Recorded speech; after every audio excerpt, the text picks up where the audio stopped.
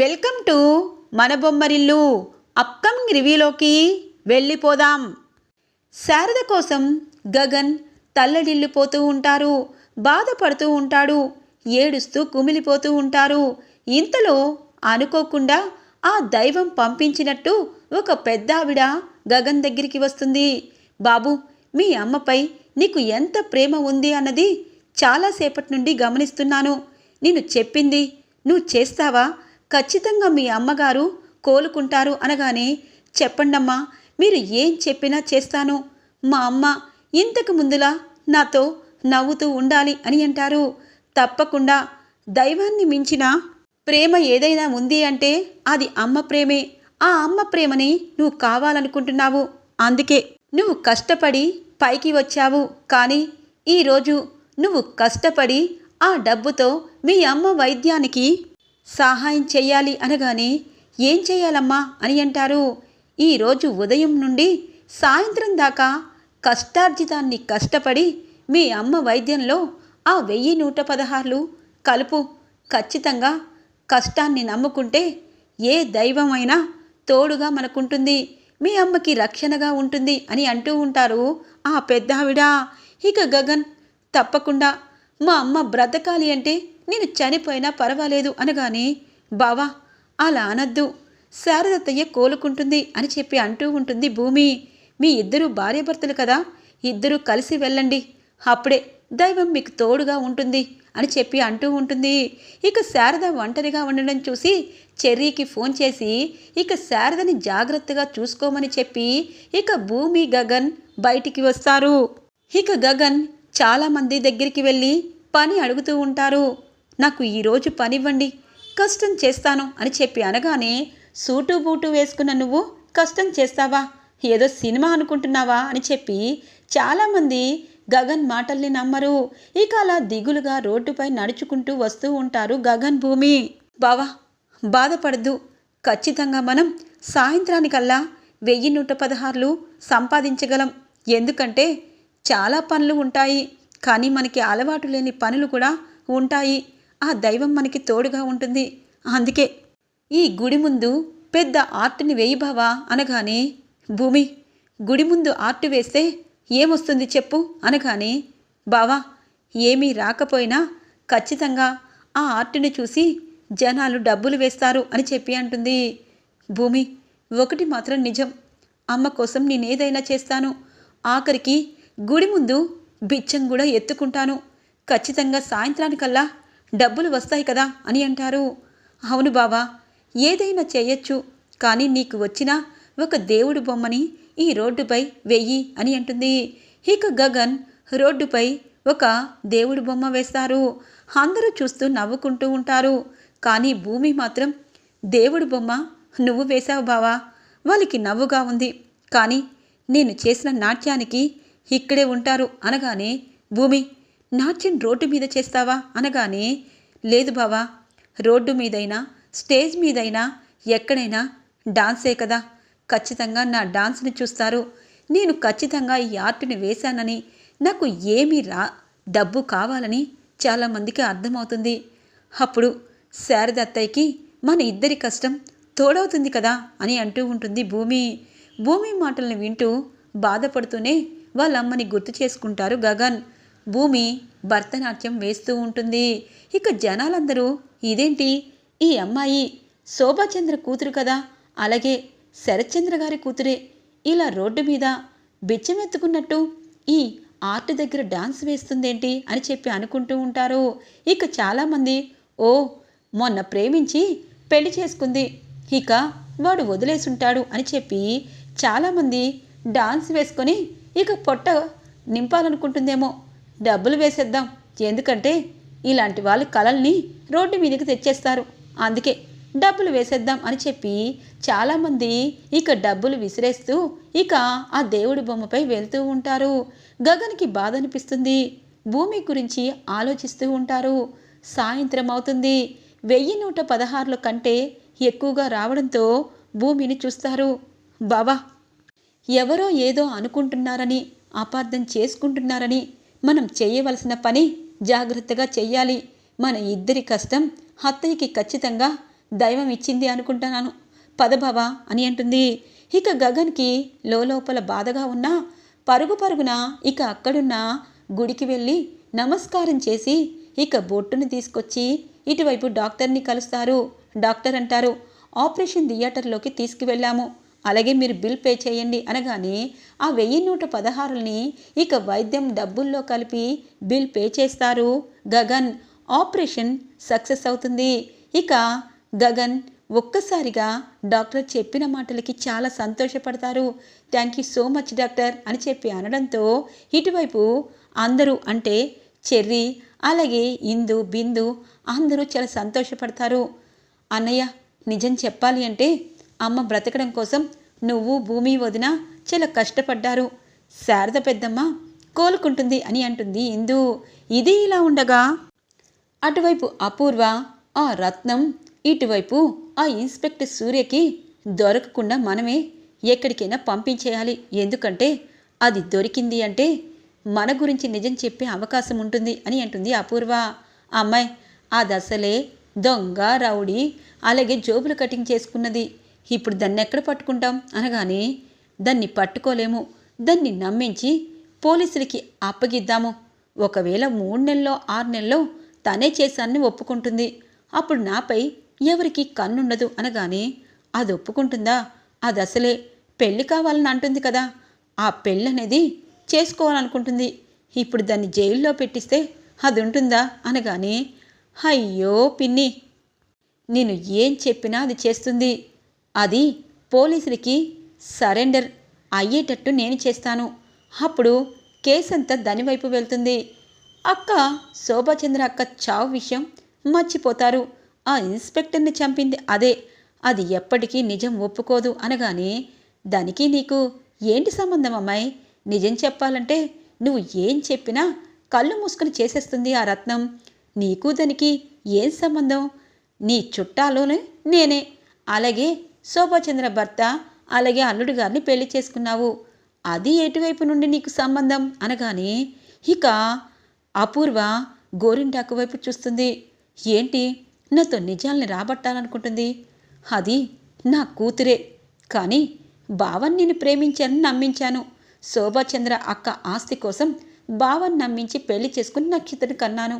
కానీ నాకు ఇష్టమైన ప్రేమించి అలాగే తను నేను ఒకటైనా నా బిడ్డే ఆ రత్నం. ఆ నిజం రత్నానికి తెలుసు కాబట్టి ఆ అమ్మ కోసం ఏదైనా చేస్తుంది. కానీ దాన్ని నేను కూతురుగా అనుకోవటం లేదు, ఆయుధంగా అనుకుంటున్నాను. అందుకే నేను వెళ్ళాల్సిన జైలుకి అది వెళ్తుంది. అంతే. ఈ భయంకరమైన నిజం నేను నీకు ఎలా చెప్తాను పిన్ని అని చెప్పి మనసులో అనుకుంటుంది అపూర్వ. అంటే అపూర్వ గత రహస్యం, తన చరిత్ర రాబోతుంది. అపూర్వ ప్రేమించి పెళ్లి చేసుకోవాలనుకుంటున్న ఒక ముఖ్యమంత్రి కొడుకు తను ప్రేమించుకుంటారు. ఇక వాళ్ళ నాన్న ఇద్దరిని చంపేస్తానని చెప్పడంతో కడుపుతున్న అపూర్వ ఇక శోభాచంద్ర దగ్గరికి చేరి శోభాచంద్ర జీవితం చాలా వైభవంగా ఉండడంతో ఇక అపూర్వ ఈ ప్రెగ్నెంట్ అనేది నేను పోగొట్టుకోవాలి అనుకుంటుంది. 5వ నెల అవడంతో ప్రెగ్నెంట్ని పోగొట్టుకోలేక కనేసి ఒక అనాథాశ్రమంలో ఉంచుతుంది. ఇక శోభాచంద్రని చంపి శరత్చంద్ర భార్య అయ్యి నక్షత్రాన్ని కంటుంది. అంటే మొదటి ప్రేమించిన వాడితో తను రత్నంని కనింది. ఇక రత్నం తన సొంత అమ్మ కాబట్టి మొత్తం తను చెప్పినట్టే చేస్తుంది. ఇక ఈ నిజం ఎప్పటికీ శరత్చంద్రకి తెలిసి అపూర్వ నిజస్వరూపం తెలుసుకున్నది అన్నది రాబోయే రోజుల్లో రాబోతుంది. ఇలా అపూర్వ తన మనసులో తన గతాన్ని గుర్తు చేసుకుంటూ ఉంటుంది. ఇది ఇలా ఉండగా శారద కోలుకోవడంతో గగన్ ప్రేమగా తనకి బొట్టు పెడతారు. నేనెక్కడికి వెళ్తారా? మిమ్మల్ని వదిలి, మీ ప్రేమని వదిలి ఎక్కడికి వెళ్ళను అని అంటూ ఉంటుంది శారద. ఇక తన చుట్టూ భూమి, పూర్ణి అలాగే శివ, ఇటువైపు ఇందు బిందు అందరూ ప్రేమగా చూస్తూ ఉంటారు. అందరినీ కల్లారా ప్రేమగా చూసుకుంటారు. చూడు గగన్, నీ చెల్లెళ్ళు, నీ భార్య, నీ తమ్ముడు నీతోనే ఉన్నారు. ఈ అమ్మ సంతోషంగా ఉండకుండా ఎలా ఉంటుంది చెప్పు అని చెప్పి అంటూ ఉంటుంది శారద. అమ్మ, ఇంకెప్పుడు ఇలాంటి పరిస్థితి రాకూడదు అని చెప్పి అంటూ ఉంటారు గగన్. ఇక డాక్టర్ అంటారు, రేపు డిశ్చార్జ్ చేస్తాము, అలాగే తన్ని జాగ్రత్తగా చూసుకోవాలి, అలాగే తనకి మీరు సంతోషంగా ఉంటే సంతోషంగా ఉంచండి, అలాగే తన్ని ఇబ్బంది పెట్టే ప్రతి సందర్భాన్ని తనకి దూరం చేయండి, ఎందుకంటే బుల్లెట్ చాలా చాలా క్రిటికల్గా తీశాము, అలాగే అక్కడున్న ఆ కన్నం అనేది పూడేదాకా మీరు తనతో సంతోషంగా ఉండాలి అని చెప్తుంది గగన్కి. తప్పకుండా అని చెప్పి ఇక చాలా సంతోషంగా వాళ్ళ అమ్మ వైపు చూస్తూ ఉంటారు. ఇక రెండో రోజు అవడంతో ఇక శారదని డిశ్చార్జ్ చేసి ఇంటికి తీసుకుని వస్తారు. భూమి హారతిస్తుంది. ఇక ఇందు, పెద్దమ్మ నేను అందరం ఇక్కడే ఉంటాము అనగానే, అమ్మో అమ్మ ఊరుకోదు కదా అని అంటుంది.